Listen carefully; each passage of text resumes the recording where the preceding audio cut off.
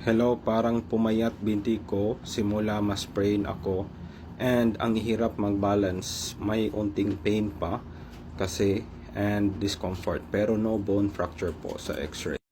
First problem list po is pumayat na daw yung binti niya. Ibig sabihin po na lumiliit na po yung mga muscles sa legs niya. Ito po ay tinatawag natin na muscle wasting. Na nangyayari po ito if na-injured po yung paa natin o hindi na igalaw ng specific of time or days po. So normal lang po ito kasi hindi nagagamit yung mga muscles natin. To address this po, to prevent this and to fix this is first we need to move our muscles, no, yung mga ankle muscles natin. So may mga exercises ako dyan. So focus muna kayo sa range of motion exercises. Ibig sabihin po yung simpleng pag-angat lang po. So mga 10 to 20 times every day po yan, 2 to 3 times in a day or even 4 times in a day.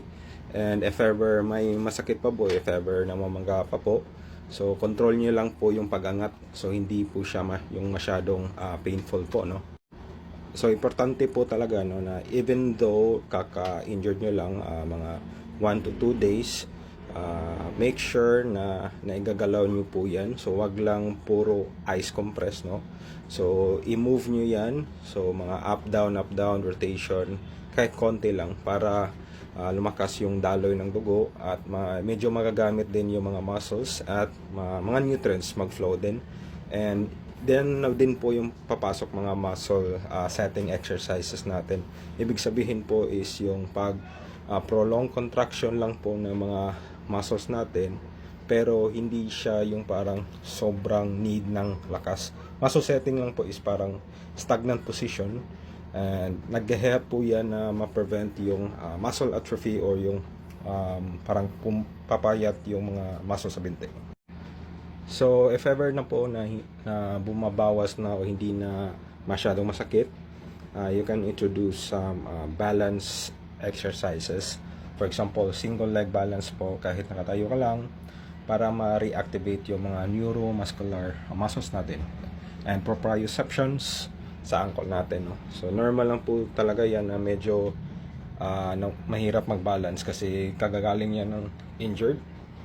So overall po, importante po na igalaw nyo yung ankle nyo. Kahit mga simple movements lang po, up and down, side to side, and circular movements. And make sure po na hindi masyadong masakit, no? Okay lang yung medyo less pain as long as namumove nyo po. Tapos introduce some single leg balance kahit standing lang para ma-reactivate yung mga neuromuscular natin at proprioceptions natin, no? And importante lang po na hindi po siya lumala yung pain at pamamaga. So if napansin nyo na naglalaro kayo o lumalakad tapos medyo namamaga siya after or nag-i-increase yung pain after, so ibig sabihin is too much lang po yung activity na yon.